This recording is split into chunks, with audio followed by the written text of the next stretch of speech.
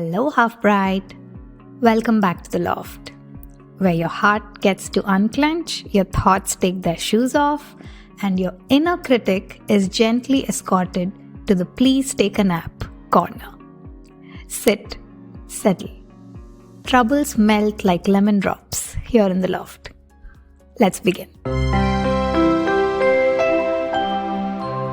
Today's quote quest comes from Oscar Wilde, who said, "To love oneself is the beginning of a lifelong romance." A romance with yourself?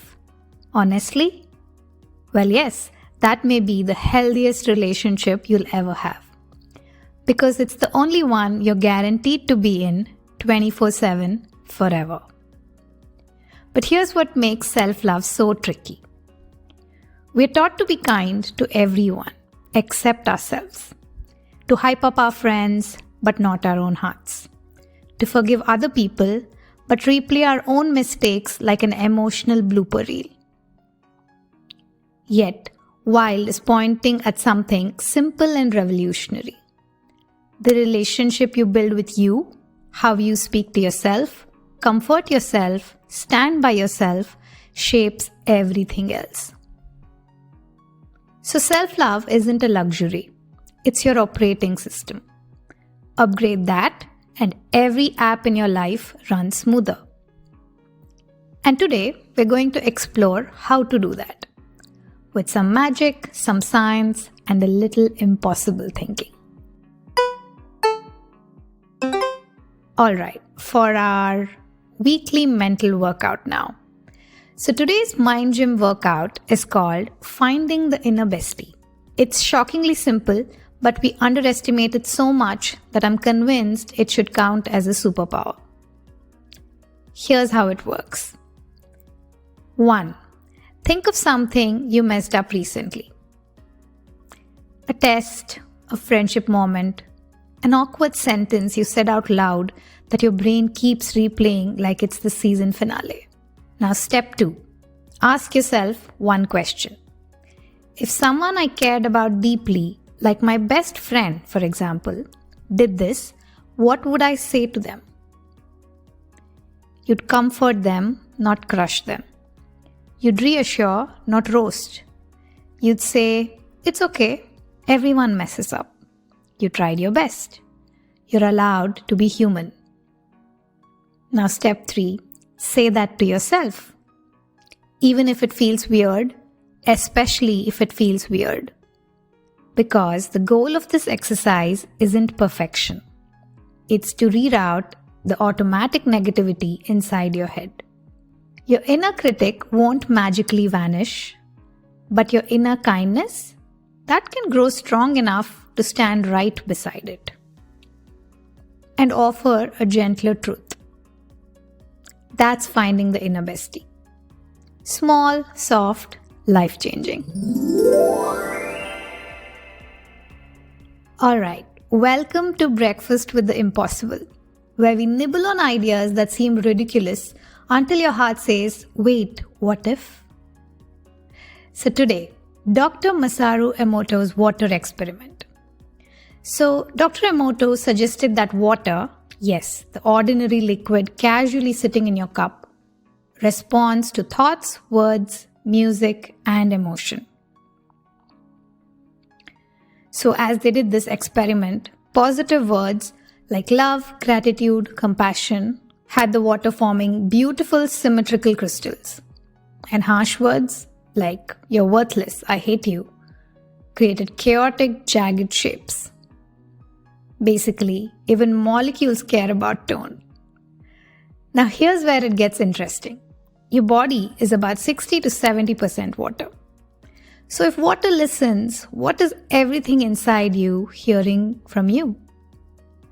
If love makes water bloom into beauty and hate makes it shatter into chaos, then your inner talk isn't just mental.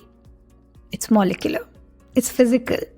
It's sculpting you from the inside out. So the impossible idea of today is this. Saying kind things to yourself isn't cheesy. It's chemistry. Telling yourself, "I'm trying my best. It's okay to be imperfect. I deserve softness, is not self-help fluff. It might genuinely shape the water in your cells. Imagine, every time you forgive yourself, every time you choose gentleness over judgment, every time you talk to yourself like a friend, you're harmonizing your inner ocean. Now let's wander into soul science, where spirituality and science stop arguing and say, oh hey, we're actually saying the same thing. So what spirituality has said forever is you can't pour from an empty cup, you can't give what you don't have, you can only love others as deeply as you love yourself. You can only be as kind to others as you are to your own heart. Self-love isn't selfish, it's foundational. A person who is gentle with themselves naturally becomes gentle with the world.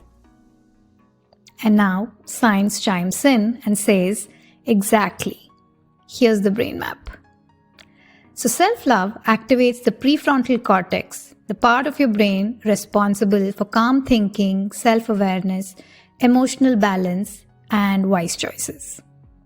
It reduces activity in the amygdala, the alarm center that triggers fear, stress, anxiety, and panic now vibes. It supports the hippocampus, the area that processes emotional memories and helps you respond with maturity instead of meltdown.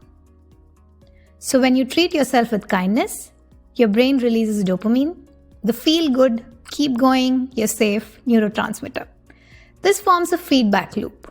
You practice self-love, and your emotional world stabilizes, and back again. So self-love literally rewires your brain toward calm, clarity, and compassion. It makes mistakes survivable instead of catastrophic. And it allows you to say, I'm human, I'm learning, I'm enough. And why does this matter?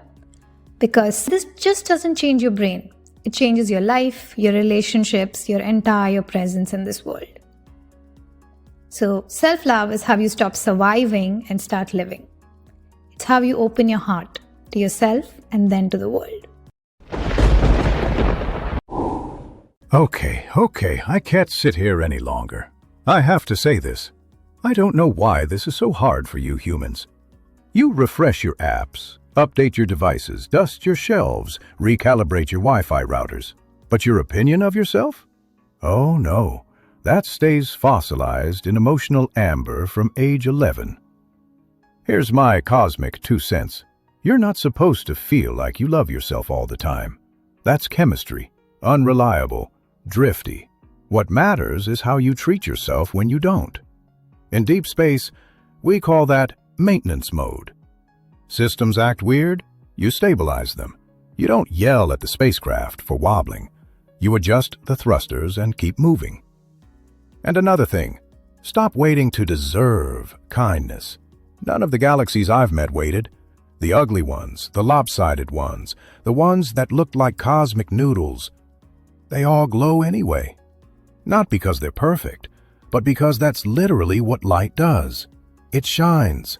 It doesn't sit there negotiating with itself first. So here's the thing. Talk to yourself as if you're someone you are responsible for.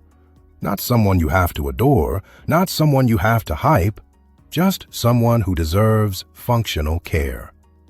Brush the mind, water the heart, reboot the narrative. That's it. That's the whole algorithm. Because if you can manage that, the fancy feelings you keep chasing, they'll catch up on their own. Eventually, they're slow. Be patient. All right, that's from Brilliant Bobo. Thank you for being here, Halfbright. Remember, the way you talk to yourself matters. Self-love is not selfish. It's how you refill the well from which every other kindness flows. Be gentle with yourself this week. Everything in you is listening, and your entire universe is shaping itself around the way you choose to love the person you call me.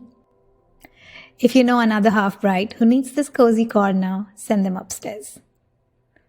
This is your host Smita. Take what you need from this moment, tuck it in your pocket, and shine a little brighter Until next time. This is the Lucid Loft podcast, where wonder, wit, and joy are always on the guest list.